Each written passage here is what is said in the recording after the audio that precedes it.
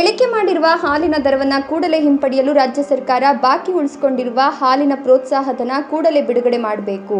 ಪ್ರೋತ್ಸಾಹಧನ ₹5 ಬದಲಿಗೆ ₹10 ಏರಿಕೆ ಮಾಡಬೇಕು.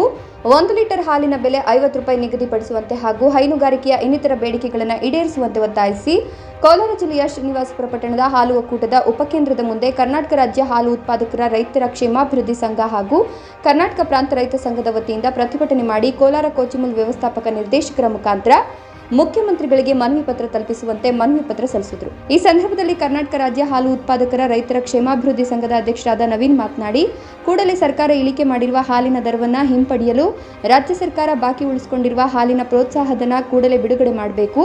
ಪ್ರೋತ್ಸಾಹಧನ ₹5 ಬದಲಿಗೆ ₹10 ಏರಿಕೆ ಮಾಡಬೇಕು. ತಾಲೂಕಿನ ಹಲವು ಪಶು ಆಸ್ಪತ್ರೆಗಳಿಗೆ ಬಹಳಷ್ಟು ಕಡೆ ಸಿಬ್ಬಂದಿ ಕೊರತೆ ಇದೆ, ಕೂಡಲೇ ಸಿಬ್ಬಂದಿಗಳನ್ನು ನೇಮಿಸಬೇಕು ಅಂತ ಒತ್ತಾಯಿಸಿದರು. ಮೇಗಾ ಡೈರಿ ಮಾಡುವ ಹೆಸರಿನಲ್ಲಿ ಇವತ್ತು ಯಥೇಚ್ಛವಾಗಿ ಭ್ರಷ್ಟಾಚಾರ ನಡೀತಾ ಇದೆ. ಅದನ್ನು ತಡೆಗಟ್ಟಬೇಕು. ಆ ನಂತರ ಇವತ್ತು ನಮ್ಮ ಪ್ರಾಥಮಿಕ ಸಹಕಾರ ಸಂಘಗಳ ಅಕೌಂಟ್ಗೆ ಪ್ರತಿ ವಾರಕ್ಕೆ ಒಂದು ಸಲ ಬಿಲ್ ಪಾವತಿ ಆಗ್ತಾ ಇತ್ತು. ಇವತ್ತು 15 ದಿವಸ 25 ದಿವಸ ಆಗ್ತಾ ಇದೆ. ಅದನ್ನ ಬಿಡಬೇಕು.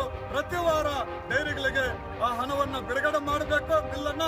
ಆ ನಂತರ ಡೈರಿನಲ್ಲಿ ಕೆಲಸ ಮಾಡುವಂತ ನಮ್ಮ ಸಿಬ್ಬಂದಿ ವರ್ಗ ನೌಕರರೇನಿದ್ದಾರೆ ಅವ್ರಿಗೂ ಕೂಡ ಸೂಕ್ತ ರೀತಿಯಲ್ಲಿ ಪರಿಹಾರಗಳನ್ನ ಕೊಡುವುದ್ರ ಮುಖಾಂತರ ಅವರಿಗೆ ರಕ್ಷಣೆಯನ್ನ ಕೊಡಬೇಕು ಅಂತೇಳಿ ನಾವು ಮನವಿ ಮಾಡ್ತಾ ಇದ್ದೇವೆ.